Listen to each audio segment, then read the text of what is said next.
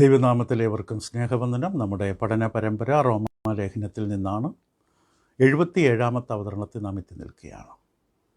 ദൈവത്തിൻ്റെ അതിശയിപ്പിക്കുന്ന കണക്ക്, ആ കണക്കെഴുത്തിൻ്റെ ക്രമീകരണം, ഈ വിഷയത്തെക്കുറിച്ച് നമ്മൾ ചിന്തിക്കുന്നു. റോമാലേഖനം 4-ാം അധ്യായത്തിൽ, ഉൽപ്പത്തി പുസ്തകം 15-ാം അധ്യായത്തിൻ്റെ 6-ാം വാക്യത്തിൻ്റെ അടിസ്ഥാനത്തിൽ അബ്രഹാമിനെ ദൈവം നീതിമാനായി കണക്കിട്ടതിൻ്റെ ആ വലിയ അനുഗ്രഹീതമായ പ്രസ്താവനയുടെ അടിസ്ഥാനത്തിൽ നാം വ്യക്തമായി കണ്ടു എപ്രകാരമാണ് ദൈവസന്നിധി നമുക്ക് കയറി ചെന്ന് നിൽക്കാൻ കഴിയുന്നത്. റോമർക്കെഴുതിയ ലേഖനം 4-ാം അധ്യായത്തിൻ്റെ 3-ാം വാക്യത്തിൽ ഇപ്രകാരമാണ് പൗലോസ് അപ്പോസ്തലൻ അവതരിപ്പിച്ചത്. തിരുവെഴുത്ത് എന്തു പറയുന്നു? അബ്രഹാം ദൈവത്തെ വിശ്വസിച്ചു, അതവന് നീതിയായി കണക്കിട്ടു എന്ന് തന്നെ. പ്രവൃത്തികളാലല്ല അബ്രഹാം നീതീകരിക്കപ്പെട്ടത്. അബ്രഹാമിൻ്റെ ജീവിതം വളരെ നിസ്തുലമായ വിശേഷതയേറിയൊരു ജീവിതമായിരുന്നു. പക്ഷെങ്കിലും ദൈവം അബ്രഹാമിനെ നീതീകരിച്ചത് അബ്രഹാമിൻ്റെ ഹൃദയത്തിൽ ദൈവത്തിൽ അർപ്പിച്ചിരിക്കുന്ന വിശ്വാസം കണ്ടതുകൊണ്ടാണ്. അബ്രഹാമിൻ്റെ ദൈവം രാത്രിയിൽ കൂടെ കൊണ്ട് നടത്തുമ്പോൾ വേദനപ്പെട്ട് സങ്കടപ്പെട്ടിരിക്കുന്ന അബ്രഹാമിനോട് ആകാശ നക്ഷത്രങ്ങളെ എണ്ണാൻ പറയുകയും ദൈവത്തിൻ്റെ അതിഭയങ്കരമായ ശക്തിയെക്കുറിച്ചുള്ള സൂചന കൊടുക്കുകയും ചെയ്തപ്പോൾ, ഇവണ്ണം നിനക്ക് സന്തതി ഉണ്ടാകുമെന്ന് ദൈവം അബ്രഹാമിനോട് പറഞ്ഞു. താൻ വാർദ്ധക്യത്തിലാണ്. അബ്രഹാം ദൈവത്തെ വിശ്വസിച്ചു. അതാണ് അബ്രഹാമിനെ നീതിമാനായി കണക്കിട്ടത്. ഇപ്പം ദൈവവചനപ്രകാരം വിശ്വാസം എന്നത് വെറും മനഃശാസ്ത്രപരമായ ഒരു പ്രക്രിയയല്ല. മനസ്സുകൊണ്ട് ദൈവം പറഞ്ഞ കാര്യങ്ങൾ അംഗീകരിക്കുകയുമല്ല. അതെപ്പോഴും ദൈവം പറയുന്ന കാര്യങ്ങൾ വിശ്വസിക്കുകയാണ്, ദൈവത്തിൽ വിശ്വാസം അർപ്പിക്കുകയാണ്. അബ്രഹാമിനെ ദൈവം നീതിമാനായി കണക്കിട്ടു. കാരണം അബ്രഹാമിൻ്റെ വിശ്വാസം, ആ വിശ്വാസമാണ് അബ്രഹാമിനെ ഈ വിധത്തിൽ അംഗീകരിച്ചത്. റോമലേഖനം 4:5 പറയുന്നു, എങ്കിലും അഭക്തനെ നീതീകരിക്കുന്നവനിൽ വിശ്വസിക്കുന്നവനോ അവൻ്റെ വിശ്വാസം നീതിയായി കണക്കിടുന്നു. ലോകിസൊമായി എന്ന യവനവാക്ക് നമ്മുടെ കണക്കിലേക്ക്, ഒരു കണക്കെഴുത്ത് രീതിയിൽ നമ്മുടെ നേട്ടത്തിൻ്റെ കോളത്തിലേക്ക് ദൈവനീതി എന്നത് എഴുതി ചേർത്തു.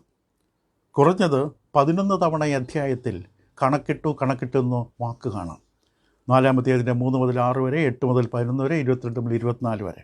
കൂടാതെ ഗലാത്യർ 3:6, യാക്കോബ് 2:21 വായിച്ചു നോക്കാവുന്നതാണ്. അപ്പോൾ അബ്രഹാമിനെ ദൈവം നീതീകരിച്ചത് വിശ്വാസത്തിൻ്റെ അടിസ്ഥാനത്തിലാണ്, പ്രവൃത്തിയുടെ അടിസ്ഥാനത്തിലല്ല. അബ്രഹാമിന് ദൈവത്തിലുണ്ടായിരുന്ന വിശ്വാസം കൊണ്ടാണ് ദൈവത്തിൻ്റെ മുമ്പിൽ കയറിച്ച് നിൽക്കുവാൻ അബ്രഹാമിന് സാധിച്ചത്. എല്ലാ ദൈവമക്കളും ദൈവമുമ്പിൽ കയറിച്ച് നിൽക്കുവാൻ കഴിയുന്നത് വിശ്വാസം കൊണ്ട് മാത്രമാണ്. വിശ്വാസമാണ് നീതി കൊണ്ടുവരുന്നത്. അത് ദൈവത്തിൻ്റെ വ്യക്തിപരമായ നീതി എന്ന സ്വഭാവത്തിൽ അടിസ്ഥാനപ്പെട്ടതാണ് നമ്മുടെ നീതീകരണം. നമ്മുടെ ഭാഗത്തൊന്നുമില്ല, കറവുരുണ്ട തുണിയാണ് നമ്മുടെ നീതി പ്രവൃത്തി. ദൈവത്തിൻ്റെ വ്യക്തിപരമായ നീതി യെരമ്യാ പ്രവാചകൻ വളരെയധികം തവണ ആവർത്തിക്കും. ദൈവം നമ്മുടെ നീതി, ഒരു നീതിമാനായ രാജാവ്, ദൈവത്തിൻ്റെ സിംഹാസനം നീതിയിൽ അടിസ്ഥാനപ്പെട്ടത്. ദൈവത്തിൻ്റെ നീതിയുടെ അടിസ്ഥാനത്തിലാണ് നാം നീതീകരിക്കപ്പെടുന്നത്. അപ്പോൾ ഈ ഒരു വലിയ വിഷയം നമ്മുടെ വ്യക്തിപരമായി നമ്മുടെ ജീവിതത്തിൽ എങ്ങനെയാണ് പ്രാധാന്യമായി മാറിയിരിക്കുന്നത്?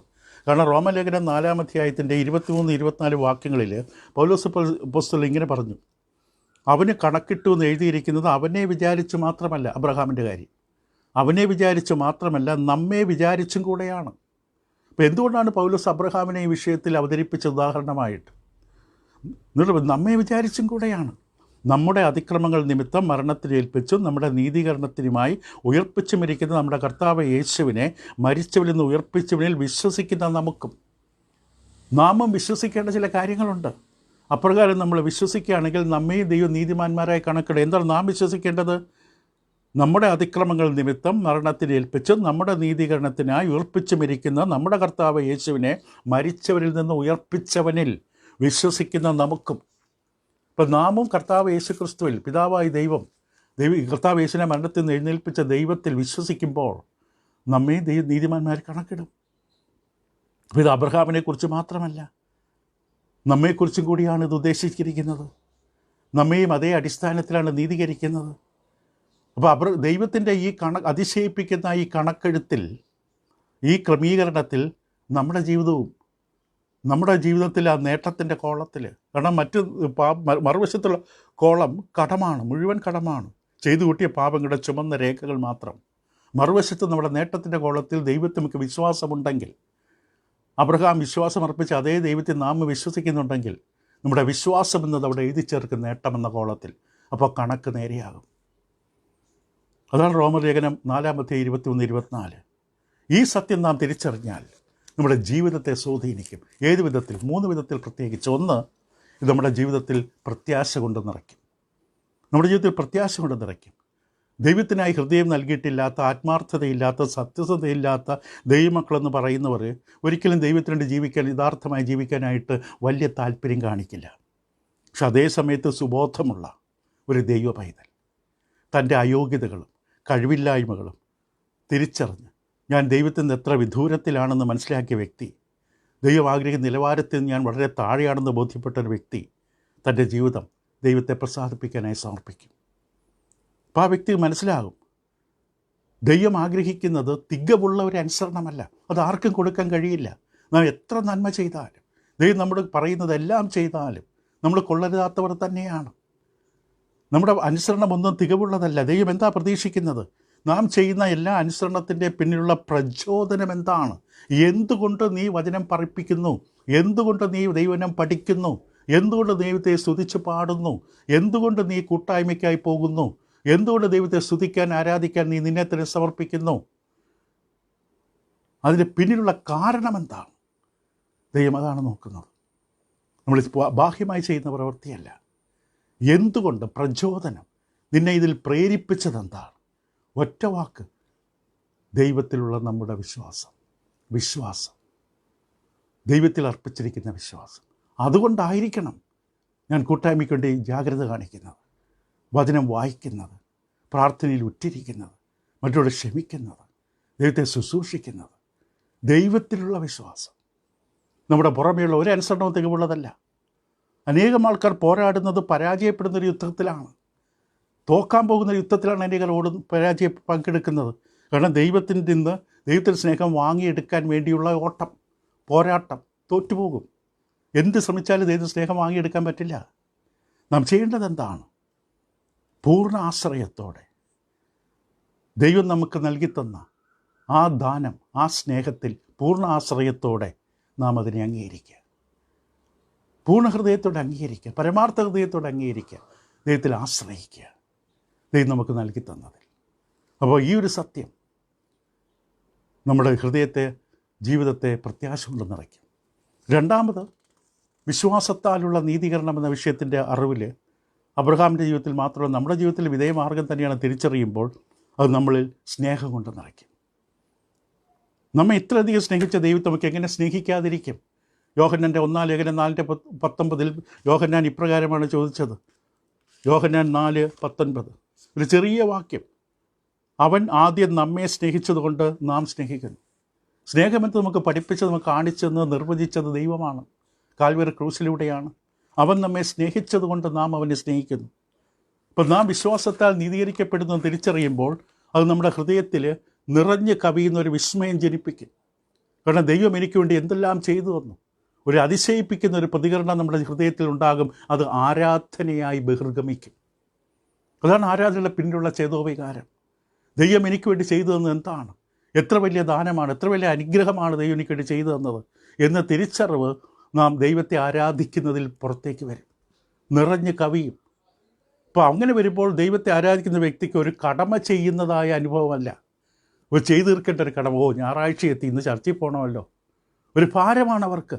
പക്ഷെ അതിന് പകരം ഈ അവസ്ഥ തിരിച്ചറിയുമ്പോൾ ഇതെത്ര വലിയ സൗഭാഗ്യമാണ്, ഇതൊരു പദവിയാണ്. ദൈവത്തെ ആരാധിക്കാൻ കഴിയുക എന്നൊരു പദവിയാണ് തിരിച്ചറിയും. അപ്പോൾ പാടുന്ന ഓരോ പാട്ടിനും ജീവനുണ്ടാകും.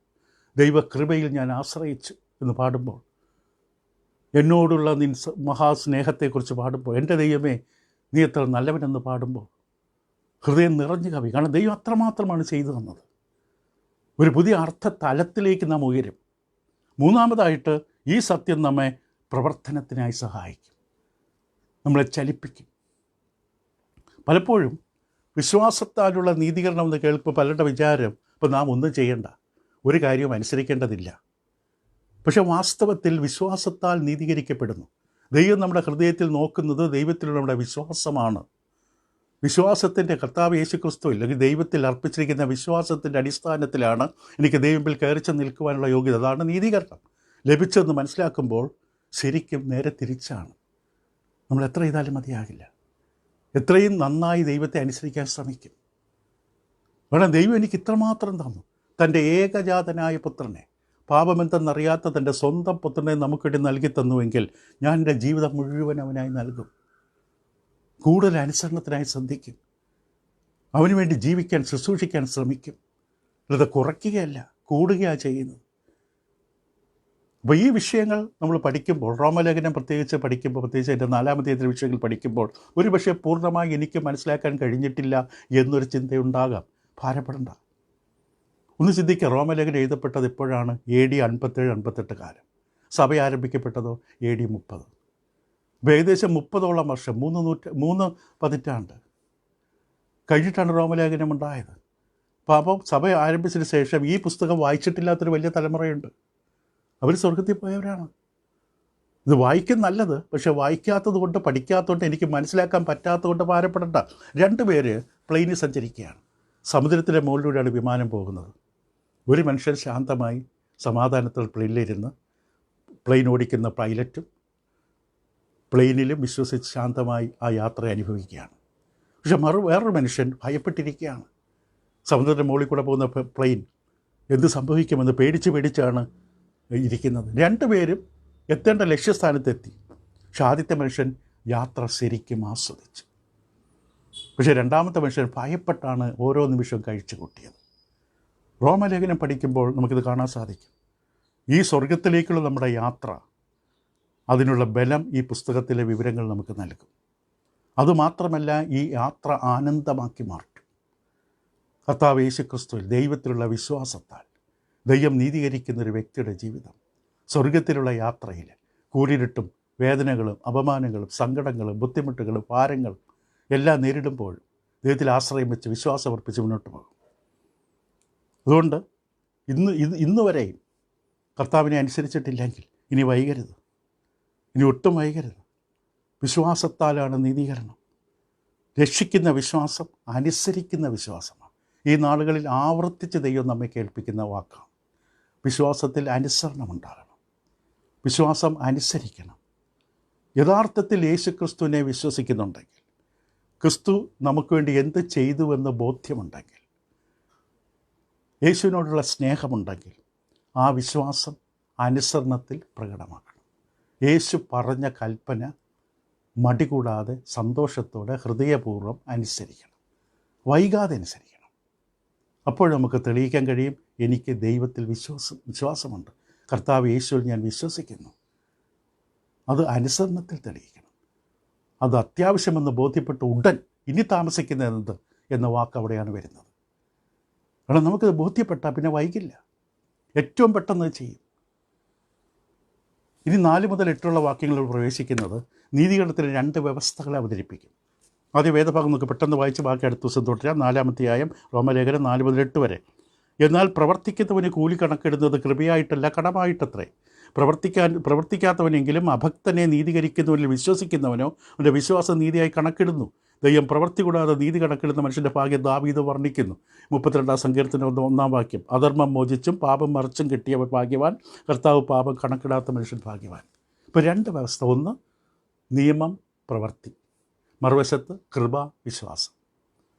നീതീകരണത്തിന് 2 മാർഗമാണ് ഭൂമുഖത്തുള്ളത്. ഒന്ന് മനുഷ്യൻ്റെ അധ്വാനം. അവർ സ്വയം പ്രശംസിക്കണം, ഞാൻ അങ്ങനെ ചെയ്തു, എനിക്ക് ദൈവത്തിൽ യോഗ്യതയുണ്ട്, ഞാൻ നേടിയതാണ് എൻ്റെ രക്ഷ, നേടിയതാണ് എൻ്റെ നീതീകരണം, ഇതെൻ്റെ അധ്വാന ഫലമാണ്, എൻ്റെ നേട്ടമാണ്, ദൈവം എന്നോട് കടപ്പെട്ടിരിക്കുകയാണ്. പ്രവൃത്തി, പ്രമാണത്തിൻ്റെ വ്യവസ്ഥ. മറുവശത്ത് കൃപയും വിശ്വാസവും. അവിടെ എളിമപ്പെടുകയാണ്. ദൈവത്തോട് നോക്കാൻ പോലും കഴിവില്ലാതെ തല കുനിച്ച് നിൽക്കുന്ന മനുഷ്യൻ. അവനറിയാം അവൻ്റെ സ്വപ്രവർത്തികളല്ല, പ്രവർത്തികൾ കാരണമല്ല, എന്നിൽ യാതൊന്നുമില്ല, എന്നിൽ നിന്നല്ല, ദൈവകൃപയിൽ ഞാൻ ആശ്രയിച്ചത് കൊണ്ടാണ്, ഇത് ദാനമാണ്. ഒരു വശം ഇതാണ് എഫേസ്യർ 2-ാമത്തെ 8-9 വാക്യങ്ങളിൽ പൗലോസ് അപ്പോസ്തലൻ പറഞ്ഞത്. എഫേസ്യ ലേഖനം 2-ാം അധ്യായം 8-9 വാക്യങ്ങൾ. കൃപയാലല്ലോ നിങ്ങൾ വിശ്വാസം മൂലം രക്ഷിക്കപ്പെട്ടിരിക്കുന്നത്, അതിന് നിങ്ങൾ കാരണമല്ല, ദൈവത്തിൻ്റെ ദാനമത്രയാകുന്നു. ആരും പ്രശംസിക്കാതിരിപ്പാൻ പ്രവൃത്തികളും കാരണമല്ല. അപ്പോൾ ഈ വിഷയം ഒന്ന് വിശദീകരിക്കുമ്പോൾ, അപഗ്രഥിക്കുമ്പോൾ 2 വ്യവസ്ഥകൾ കണ്ടു, 2 മാർഗ്ഗങ്ങൾ. പൗലോസ് അപ്പോസ്തലൻ 4-ാം വാക്യത്തിൽ എന്താ പറഞ്ഞത്? എന്നാൽ പ്രവർത്തിക്കുന്നവന് കൂലി കണക്കിടുന്നത് കൃപയായിട്ടല്ല, കടമായിട്ടത്രേ. ആ തത്വം വളരെ എളുപ്പമാണ്, യാതൊരു സംശയമില്ല അത് മനസ്സിലാക്കാൻ, ബുദ്ധിമുട്ടുമില്ല. കാരണം രാവിലെ 10 മണി മുതൽ വൈകുന്നേരം 5 മണി വരെ ജോലി ചെയ്യുമ്പോൾ 5 മണി കഴിഞ്ഞ് കുളിച്ച് വേഷമൊക്കെ മാറി നമുക്ക് ജോലി തന്ന മനുഷ്യൻ്റെ അടുക്ക് ചെല്ലുമ്പോൾ നമുക്ക് കൂലി കിട്ടും. ആ കൂലി കടമല്ല, ആ കൂലി കൃപയല്ല, കടമാണ്. നമ്മോട് കടപ്പെട്ടിരിക്കുകയാണ് നമ്മളെ ജോലിക്ക് വിളിച്ച ആൾ. ഈ 10 മുതൽ 5 മണി വരെ ജോലി ചെയ്ത് എനിക്ക് തരേണ്ട കൂലിയാണ്, അത് എനിക്കുള്ള കടമാണ്, എന്നോട് കടപ്പെട്ടിരിക്കുന്നു, അല്ലാതെ ദാനമല്ല, അത് സൗജന്യമായി കിട്ടിയതല്ല, എന്നോട് കടപ്പെട്ടിരിക്കുകയാണ്. ഒരു പക്ഷേ നമുക്ക് അല്പം മര്യാദ ഉണ്ടെങ്കിൽ നന്ദി, താങ്ക് യു എന്ന് നമ്മൾ പറഞ്ഞെന്ന് വരും. പക്ഷേ ആ മനുഷ്യൻ ഈ കൂലി എന്നോട് കടപ്പെട്ടിരിക്കുകയാണ്. അപ്പോൾ ഇവിടെ കൃപയായിട്ടല്ല എന്ന വാക്ക് കാരീസ് എന്ന യവനവാക്കാണ്. കൃപ എന്ന് നമ്മൾ പഠിക്കുന്ന ആ വാക്കിൽ തന്നെയാണ്. കടമായിട്ടെന്ന് പറയുന്നത് അവിടെ ഉപയോഗിക്കുന്ന യവനവാക്ക് ഒഫീലേമ എന്ന യവനവാക്കാണ്. അത് നിയമപരമായിട്ട് എന്നോട് കടപ്പെട്ടിരിക്കുന്നു. ഈ 1000 രൂപ എനിക്ക് കൂലി എന്നോട് കടപ്പെട്ടിരിക്കുന്നു. അപ്പോൾ ഈ നിയമവ്യവസ്ഥയിൽ, കർമ്മവ്യവസ്ഥയിൽ പലര് നീതീകരിക്കപ്പെടാൻ ആ മാർഗ്ഗം സ്വീകരിക്കുമ്പോൾ പറയുന്നത് ദൈവം എന്നോട് കടപ്പെട്ടിരിക്കുകയാണ്. ഞാൻ ഈ കൂലി ഇത്ര അധ്വാനിച്ചു, ഇത്ര പേർക്ക് സൗജന്യമായി പലത് ചെയ്തു കൊടുത്തു, പലർക്ക് പല സഹായം ചെയ്തു കൊടുത്തു, അവിടെ ദൈവം എന്നോട് കടപ്പെട്ടിരിക്കുകയാണ്. ഇവിടെ പൗലോസ് അപ്പോസ്തലൻ ഈ പ്രവൃത്തിയും കൃപയും തമ്മിൽ താരതമ്യം ചെയ്ത് കാണിക്കുകയാണ്. നാം ദൈവത്തിൽ ചെയ്ത പ്രവൃത്തിയുടെ ഫലമല്ല രക്ഷ. ദൈവം നമ്മുടെ കടപ്പെടുന്നില്ല, ഇത് ദാനമാണ്. എത്രമാത്രം പ്രവൃത്തി ചെയ്യാമെന്ന് ആർക്ക് തീരുമാനിക്കാൻ കഴിയും? ദൈവം നമ്മുടെ കടപ്പെട്ടിരിക്കുകയാണെങ്കിൽ എത്രമാത്രം പ്രവൃത്തി ചെയ്യണം, ഏത് പ്രവൃത്തികളാണ് ചെയ്യുമ്പോഴാണ് അത് പൂർണ്ണമാകുന്നത്, ഇത് തീരുമാനിക്കാൻ ആർക്കും പറ്റും. നമ്മുടെ റോമലേഖനം 8 ഒരിക്കലും മറക്കരുത്. മനുഷ്യൻ്റെ ജഡത്തിൻ്റെ ബലഹീനത നിമിത്തം ന്യായപ്രമാണത്തിന് കഴിയാത്തതിനെ സാധിപ്പാൻ ദൈവം തൻ്റെ പുത്രനെ പാപജഡത്തിൻ്റെ സാദൃശ്യത്തിലും പാപജഡത്തിൻ്റെ സാദൃശ്യത്തിൽ അയച്ചു, പാപനിമിത്തവും അയച്ചു, പാപത്തിൻ്റെ ജഡത്തിൽ ശിക്ഷ വിധിച്ച് ജഡത്തിലെ ആത്മാവിനെ ഒത്ര അനുസരിച്ചെടുക്കുന്ന നമ്മിൽ ന്യായപ്രമാണ നീതി നിവൃത്തിയാകേണ്ടത് തന്നെ. നമുക്ക് കഴിയാത്ത ദൈവമാണ് സാധിപ്പിച്ചത്. നമുക്ക് ഒരിക്കലും കഴിയില്ല. നമ്മുടെ അധ്വാനബലം, സ്വന്തം പ്രവൃത്തികൾ, നീതിപ്രവൃത്തികൾ, പുണ്യപ്രവൃത്തികൾ കൊണ്ട് നമുക്കൊരിക്കലും നേടാൻ പറ്റില്ല. റോമലേഖനം 13:8-10 വരെ പറയും, സ്നേഹിക്കുന്ന അല്ലാതെ മറ്റൊന്നും കടപ്പെടരുത്. സ്നേഹിക്കുന്ന മനുഷ്യൻ 10 കൽപ്പനയുള്ള കൽപ്പനകളെല്ലാം പാലിക്കും. അന്യോന്യമുള്ള സ്നേഹം അത് പ്രധാനമാണ്. ഗലാത്യലേഖനം 5:14 മുതൽ 6:2 വരെ, യാക്കോബ് 2:8 മുതൽ 13 വരെയും കാണാം.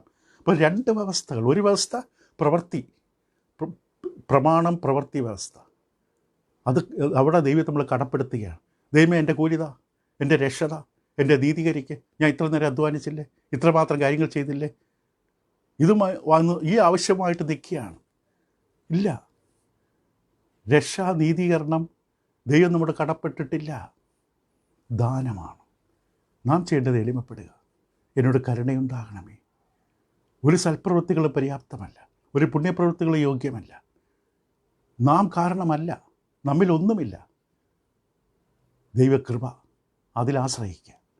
ദൈവം ദാനമായി തന്നാണ് രക്ഷ. ഈ വിഷയം കൂടുതലായിട്ട് നമുക്ക് അടുത്ത ദിവസങ്ങളിൽ ചിന്തിക്കാം. മറക്കരുത്, വിശ്വാസത്താൽ നീതീകരണം. ദൈവം ആഗ്രഹിക്കുന്നത് വിശ്വാസം, ഹൃദയത്തിൽ വിശ്വാസം. നാം ചെയ്യുന്ന എല്ലാ ദൈവിക ശുശ്രൂഷകളും പിന്നിൽ നമ്മെ പ്രചോദിപ്പിക്കേണ്ടത്, പ്രോത്സാഹിപ്പിക്കേണ്ടത്, ഉത്തേജിപ്പിക്കേണ്ടത്, അങ്ങനെ ചെയ്യാൻ കാരണമാകുന്നത് ദൈവത്തിലുള്ള നമ്മുടെ വിശ്വാസം. ദൈവം നമ്മുടെ കടക്കാരനല്ല, നാം ദൈവത്തോട് കടപ്പെടുന്നു. നമ്മെ രക്ഷിച്ച ദൈവത്തോട് നാം കടപ്പെടും. നമ്മുടെ ജീവിതം മുഴുവൻ സുവിശേഷത്തോട് നമ്മൾ കടപ്പെട്ടിരിക്കുന്നു. ആ കടം വീട്ടാൻ പോലും പറ്റില്ല. ദൈവം കടക്കാരനല്ല, ഇത് ദാനമാണ്, കൃപയാണ്. അതിൽ വിശ്വസിക്കുക, ദൈവത്തിൽ വിശ്വസിക്കുക. അതാണ് ഏറ്റവും പ്രധാനം. അബ്രഹാം ദൈവത്തിൽ വിശ്വസിച്ചു. ഈ പ്രതികൂലം, വേദന, സങ്കടം, അപമാനം, കഷ്ടം, എല്ലാ വിധത്തിലും വാർദ്ധക്യം, രോഗം, എല്ലാത്തിൻ്റെ അവസ്ഥയിലും ദൈവത്തിൽ വിശ്വസിച്ചു. അത് അവന് നീതിയായി കണക്കിട്ടു. ഇത് അബ്രഹാമിനെക്കുറിച്ച് മാത്രമല്ല, നമ്മെ വിചാരിച്ചും കൂടെ എഴുതിയിരിക്കുന്നു. കർത്താവ് യേശുവിനെ മരണത്തിൽ നിന്ന് ഉയർത്തെഴുന്നേൽപ്പിച്ചവനിൽ വിശ്വസിക്കുന്ന നമുക്കും ഇതേ നീതി കണക്കിടും. നമുക്ക് പക്ഷേ അതേ വിശ്വാസം വേണം. അബ്രഹാം നമ്മുടെ വിശ്വാസികളുടെ പിതാവായി മാറുമ്പോൾ, അബ്രഹാമിൻ്റെ വിശ്വാസം നാം പിന്തുടരുമ്പോൾ, ആ വിശ്വാസത്തിൻ്റെ യാത്രക്കാരായി നമ്മൾ മാറുമ്പോൾ ദൈവം നമ്മെ നീതീകരിക്കും. കർത്താവ് യേശു ക്രിസ്തുവിൽ വിശ്വസിക്കുന്ന നമ്മെ ദൈവം സഹായിക്കട്ടെ. തുടരാം അടുത്ത പഠനത്തിൽ.